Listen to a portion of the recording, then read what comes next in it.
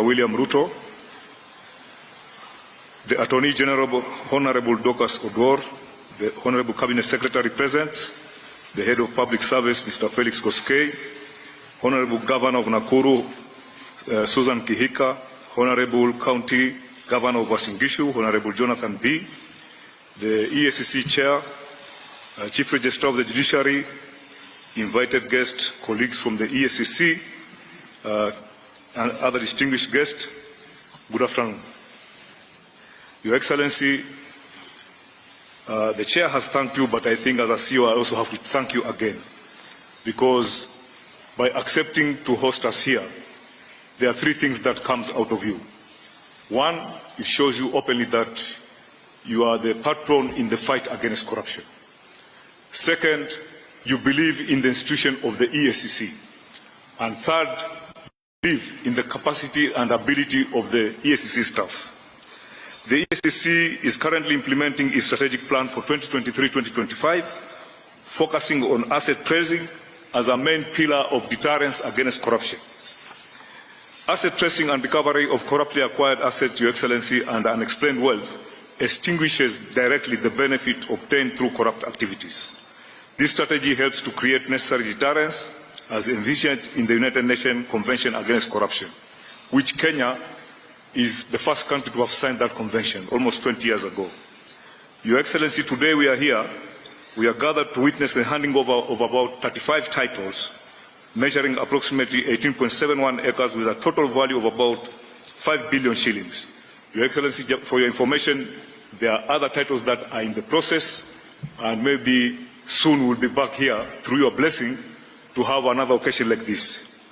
In this one, Your Excellency, item number 1 is property in Kisumu municipality, measuring about 2 acres, which is about 1.8 acres, belonging to the judiciary. You can imagine grabbers went to the judiciary to steal their land. They were very daring, but we managed to recover this piece of land, which is worth 1.4 billion shillings. This is part of the property that is housing the Kisumu Law Court. Second one, Your Excellency, are 3 properties in Eldoret town, measuring 3.25 acres, with approximate value of 1.2 billion, which are in favor of the Cabinet Secretary, National Treasury, as a trustee of the National Police Service. Same grabbers were daring enough to go and grab land belonging to the police. But we managed to recover this, and these are 3 pieces of land worth 1.2 billion. Your Excellency, there is also 1 property in Kilimani area, measuring almost half an acre, which is worth 700 million. This plot, as Nairobians, we know it. If you know Upper Hill Medical Center, there's an empty plot there which used to be part of Kenya School of Law. It was grabbed and we have recovered it. It's a very prime plot, worth 700 million. Then we have a property in Eldoret municipality measuring 1 acre, which has an approximate value of 700 million, which it belongs to Uasin Gishu Referral Hospital under the county government of Uasin Gishu. Then we have 13 amalgamated plots within Kisii municipality. We have 13 properties measuring a total of 8.0 acres, 06 acres, valued at 300 million, which belongs to the State Department of Housing and Urban Development. The 4 properties in Bungoma, 2 properties are in Kakamega, 3 properties are in Kisii. Then we have 1 property in Kabarnet, 1 property in Nakuru municipality, and 2 properties in Kitale. 15 parcels of lands belonging to the county government of Kisii, measuring, about 3.41 acres, and the approximate value is 135 million. I will stop here a little bit, Your Excellency. People have viewed Eacc as anti-governance, that we are just after hunting governance. We are not hunting governors, we work with governors.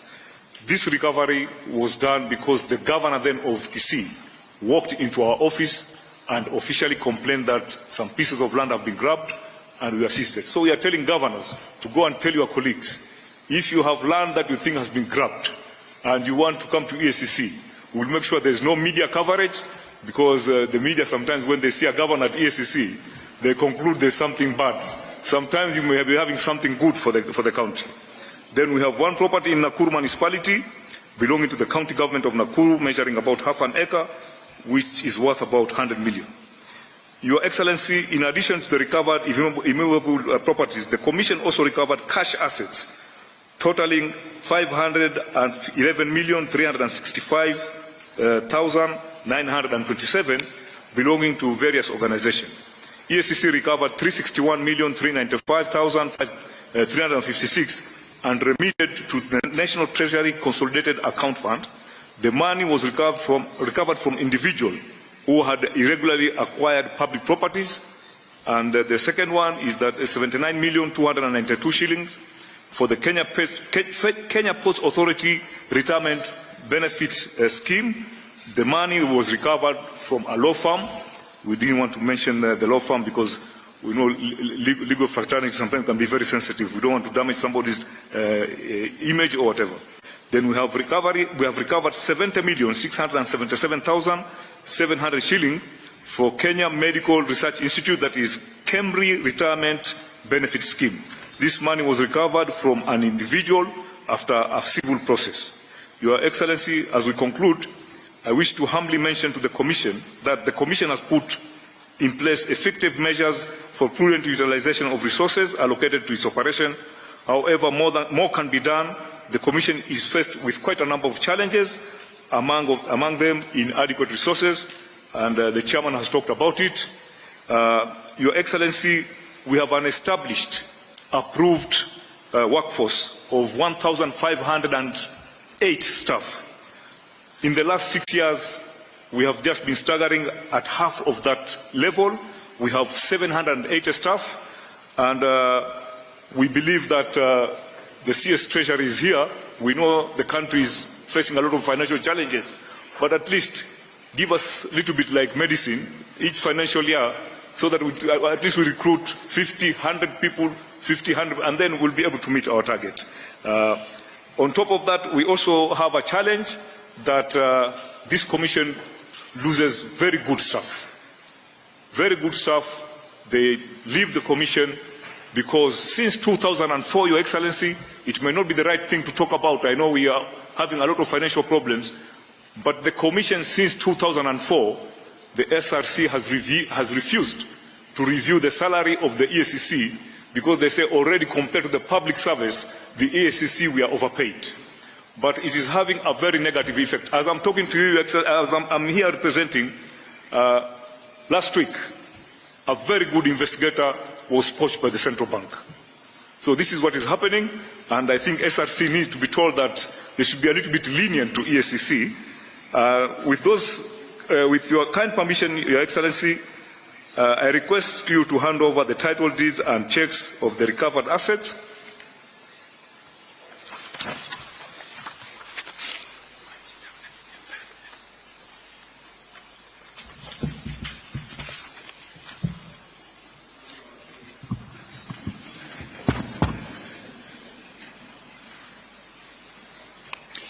Your Excellency, sir, with your kind indulgence and gracious permission, permit me now to invite the Chief Executive Officer of the Eacc, accompanied by the Chair, to facilitate the handover.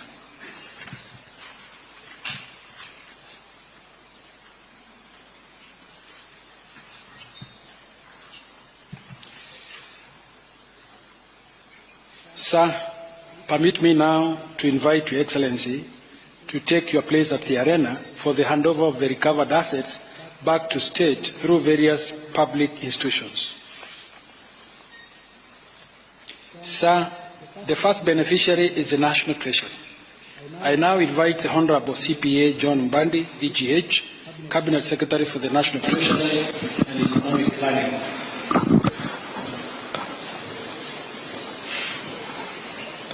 Your Excellency, this title is for specifically judiciary, but all government titles are under the Treasury Secretary. Yes. So maybe, may I request to have the registrar of... Yes. They all go under his custody, sir. Very good. Yes. John? And Chief Registrar. Yeah. Now you have back your title.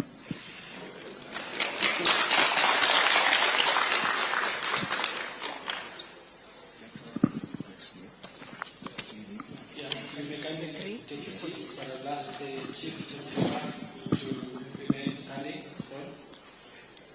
Your Excellency, Your Excellency, sir, the next beneficiary is the State Law Office. Permit me now, sir, to invite Dorcas Road, EES. Your Excellency, this is the plot at Kilimani, next to Upper Hill Medical Center. Okay. Eacc. You have some land there now. Thank you very much.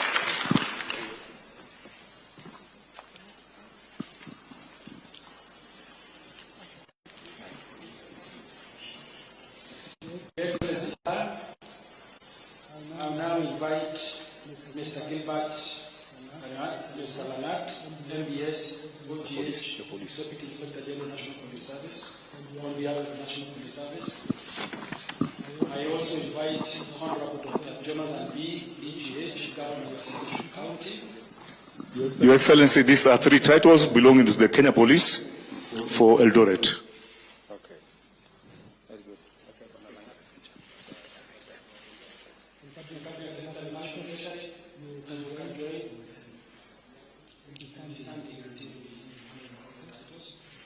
And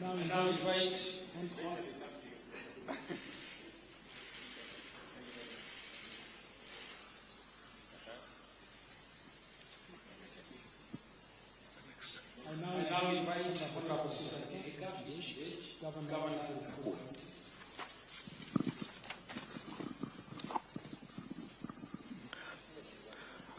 Your Excellency, this is a plot within Nakuru town, which belongs to the county government. Oh, the county government. Yes. You have some land for the county.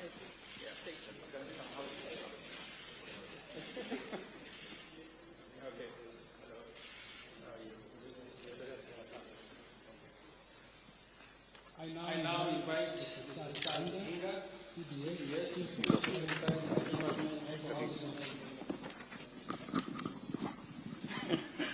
Your Excellency, these are 13 titles for different places within the country that belongs to the national housing. Very good.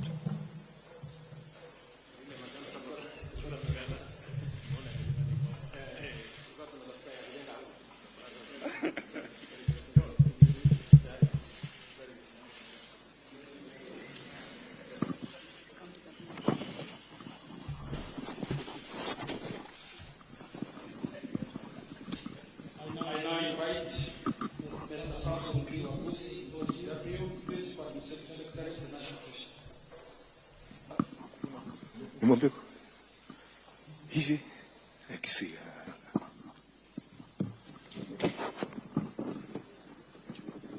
Very good. Good. Very good. You have some money here.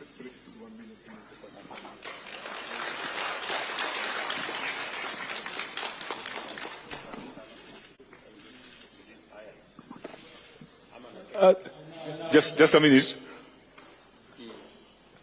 The said amount, Your Excellency, is 361,395,356.55 cents. Thank you, sir. I now invite Mr. Geoffrey Kabate, Chairman Board of Trustees, Kenya Ports Authority Retirement Benefit Scheme.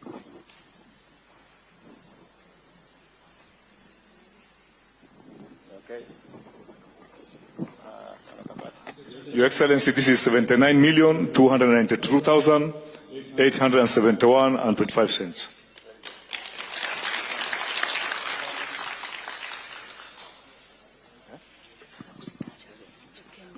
I now invite Mr. Edwin Bett, Chairman, Kenya Medical Research Institute, Cambridge Retirement Benefit Scheme.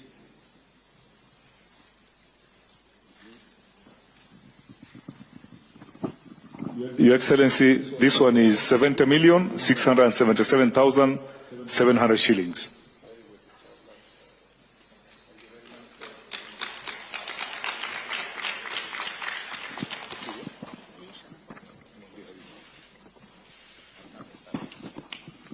Your Excellency, we have 15 titles for Kisii County. The governor has apologized. He was not able to attend, and we shall pass them to the Kisii County. These are 15 parcels of land.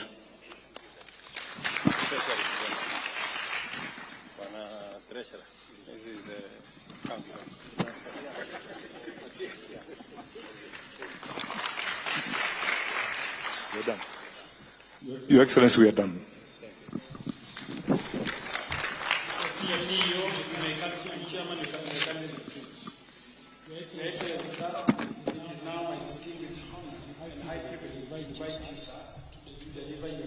Address as we mark this monumental milestone in the war against corruption.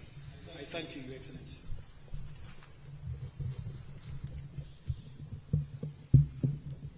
Thank you very much.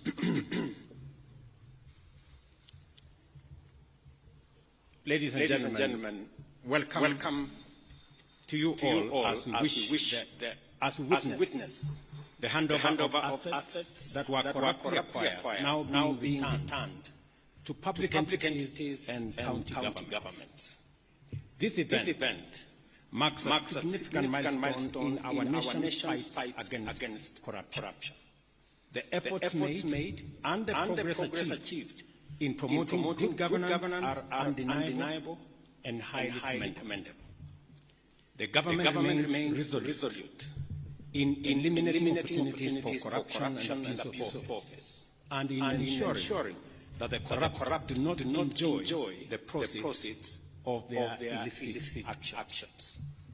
I recognize that good governance is a key factor in the success of the bottom-up economic transformation agenda. Governance is crucial for fostering an environment conducive to socio-economic transformation. To realize our aspirations, we must all strengthen our commitment to the rule of law, enhance access to justice, promote national values and principles of governance, and protect fundamental rights and freedoms. Enforcing zero tolerance to corruption is essential for the attainment of all these goals. To achieve this, the government is committed to further strengthen our anti-corruption institutional framework. In this regard, the enhanced implementation of the National Ethics and Anti-Corruption Policy, Sessional Paper Number 2 of 2018, is critical. Our aim is to significantly reduce the severity of corruption and the prevalence of unethical practices by providing a comprehensive framework to promote integrity and combat corruption in a sustainable manner. And that is why I believe in building the institutional capacity of EACC to forestall corruption before it happens and to deal with the challenges of corruption in a manner that is a whole of institution approach. I acknowledge the notable milestones achieved by the EACC in the fight against corruption, particularly through the recovery of corruptly acquired assets and unexplained wealth. Such successes play a vital role in deterring corruption by demonstrating that in the end, corruption is not worth the trouble, as the corrupt ultimately lose everything they have taken from the people.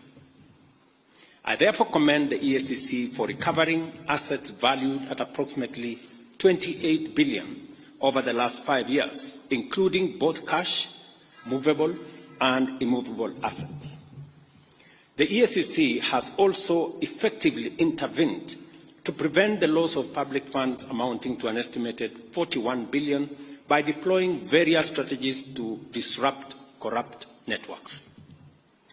Additionally, I am encouraged that the EACC is pursuing the forfeiture of unexplained wealth valued at Kenya shillings 59 billion through ongoing court proceedings against individuals whose assets and interests significantly exceed their non-legitimate sources of income.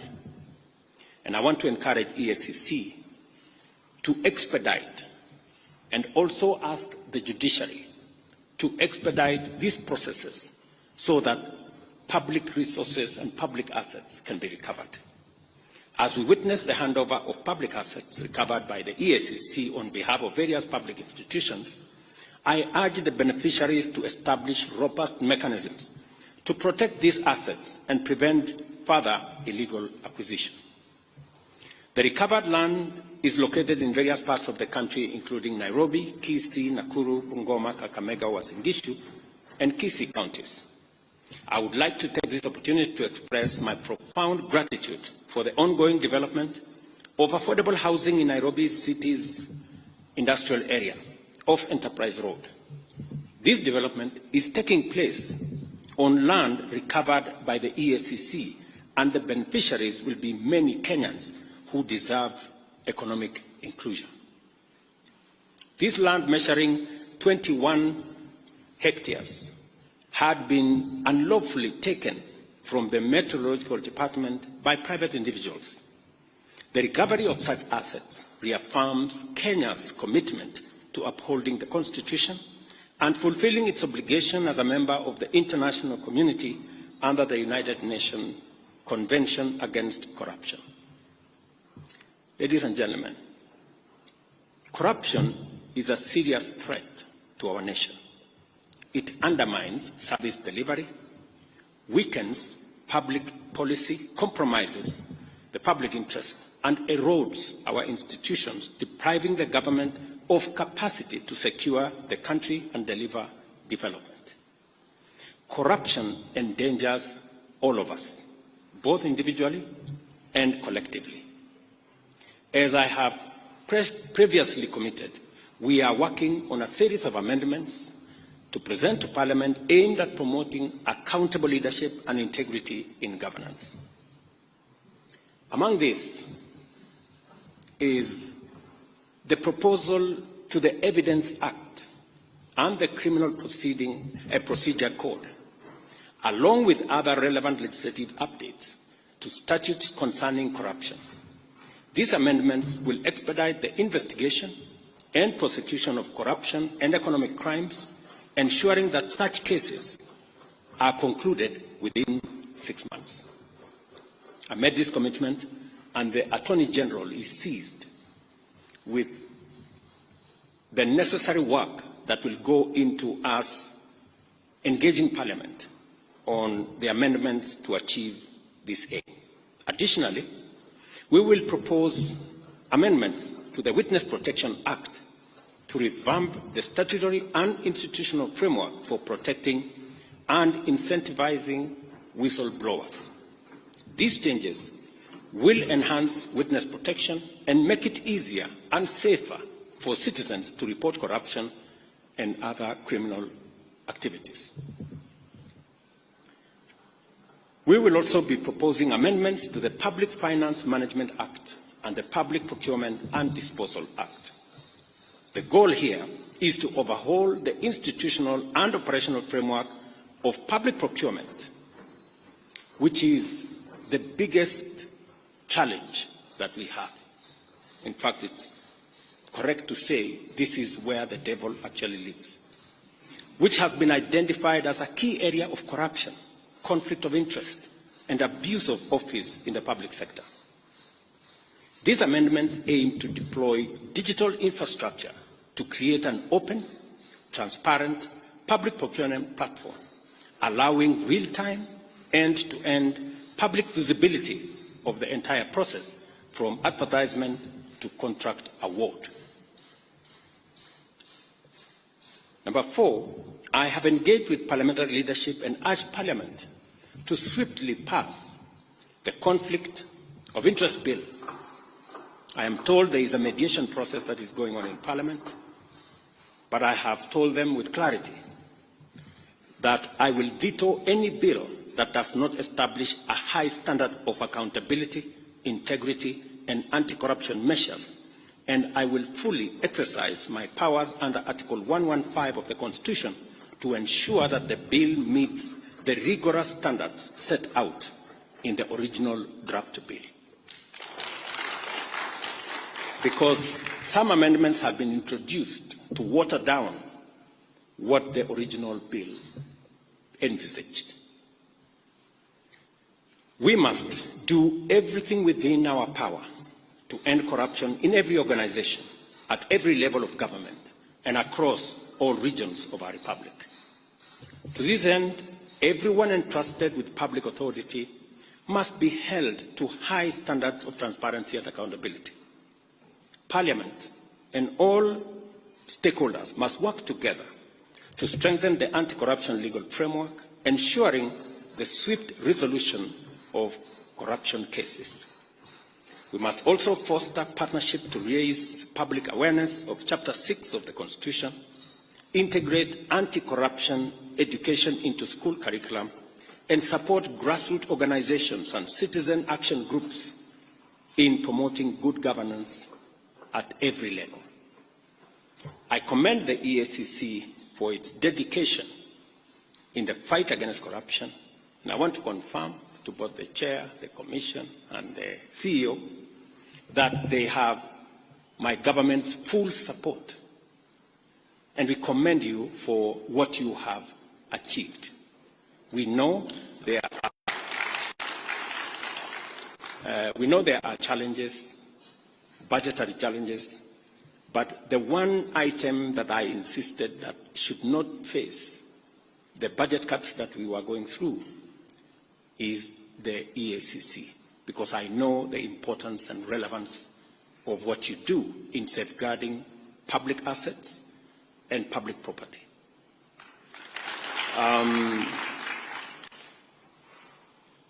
On a positive side, the officers that move from Eacc to join other government agencies is actually a testimony that you have some of the best, and that is why others come for them. Continue to train high-quality staff, even if you lose some of them to other government agencies, because the fight against corruption must not only be limited to Eacc, it must be an exercise of the whole of government, that we manage, deal, and eliminate corruption in its forms, all forms. Let me also assure you that I have heard what the CEO has said passionately about staff at the Eacc and what needs to happen. We will continue to look at the frameworks that exist, the salaries and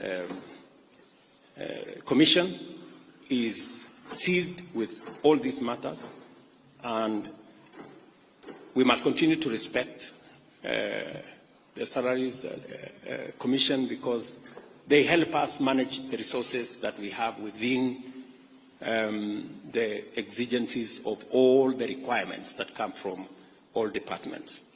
But taking into account what the CEO has said and what Eacc is doing in protecting public property, I think it is an engagement worth having with the Salaries Commission.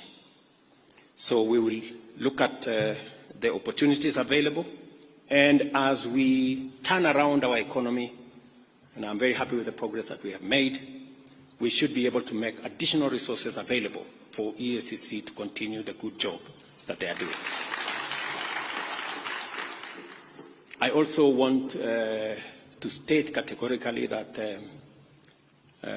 the other measures that we have proposed from the Evidence Act to Witness Protection Act to Public Procurement Act, these are time-bound, and I want to ask the Office of the Attorney General to expedite these pieces of legislation so that we can strengthen our legal framework in the fight against corruption and protect public property. I am a great believer in building these institutions and allowing the institutions to execute their mandate. The chairman here will tell you, who was my pastor before he retired, that I have never called him to tell him anything about what he is supposed to do with the corrupt, because I am a great believer that institutions should deal with their issues and manage the mandate that they have and deal with any matter, anybody, every person in the manner in which the law provides. Because at the bottom of the line is that we are a country of the rule of law. and each and every one of us must subject themselves to the rule of law. Otherwise, if we have different rules for different people, we will end up with the animal farm. And I don't think that is where we want to take our country. And so my ask also of our judiciary is to expedite the corruption cases, and indeed every other matter in court, in a manner that gives the country the opportunity to move forward, to make decisions, to recover what we can recover, and to allow the country to move forward. I know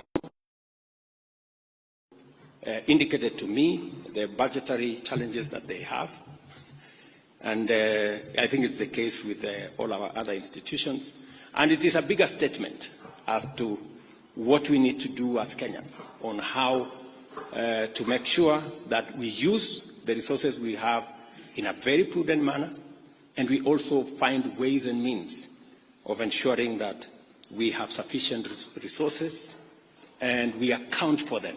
Whatever taxes Kenyans pay, we must account for them so that we can have the opportunity to grow the pie for us to be able to meet all the expenses and all the budgetary allocations that are being requested of us from different institutions. I also wish to say that we should have a whole-of-government approach when we are discussing resources. And we must all be alive to the fact that resources are raised.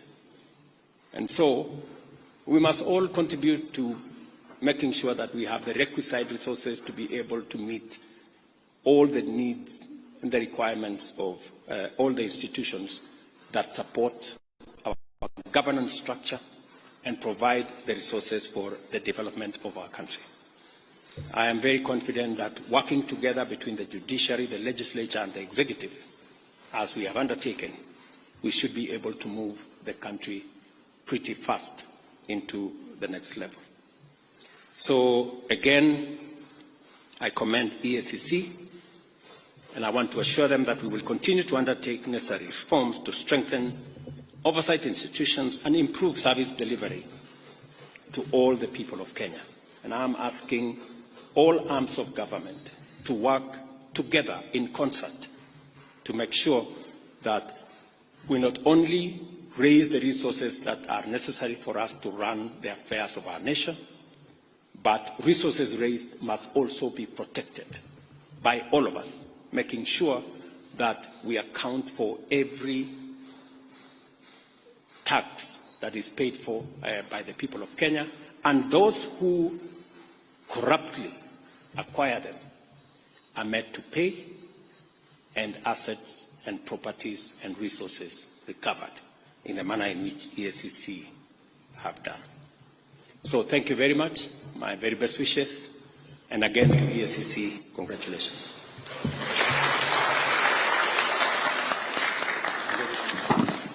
Thank you, Your Excellency. There is a handover of a plaque, and at this point I'll invite the CEO and the Chair to hand over the plaque to His Excellency the President. As mentioned by the CEO, as the patron and a champion in fighting corruption, it is a plaque that is indicative of the support you have given as the President of this great nation. Wonderful. May we take our seats, please? Let's kindly take our seats. Your Excellency, with your permission, would like to seek your indulgence for 2 photo opportunities so that we may immortalize this function. And I'll kindly request that the Chair and the CEO please join His Excellency for this photo. And I'll also invite the Commission to come and join in the first photo. The Commission, kindly. Or the Commissioners.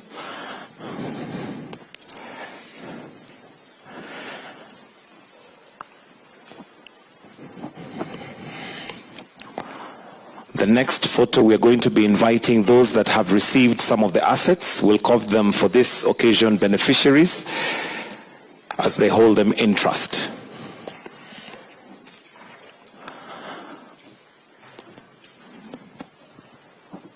may I now invite, while you still remain there, may I invite all those who've received some of the assets, all those who've received assets kindly, if you may now join His Excellency.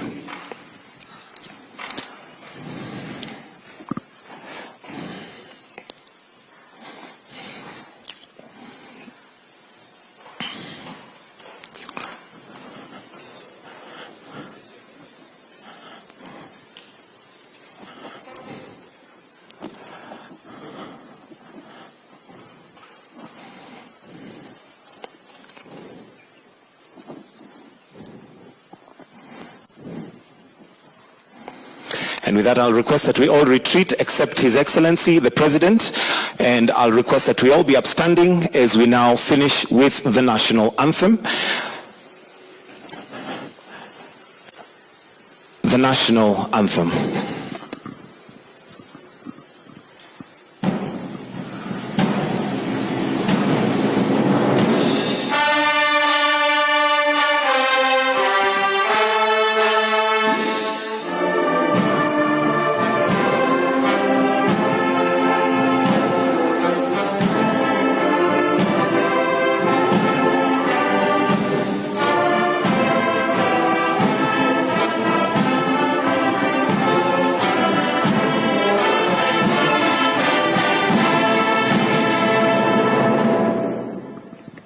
Thank you, Excellency. That brings us to the end of this ceremony. Thank you.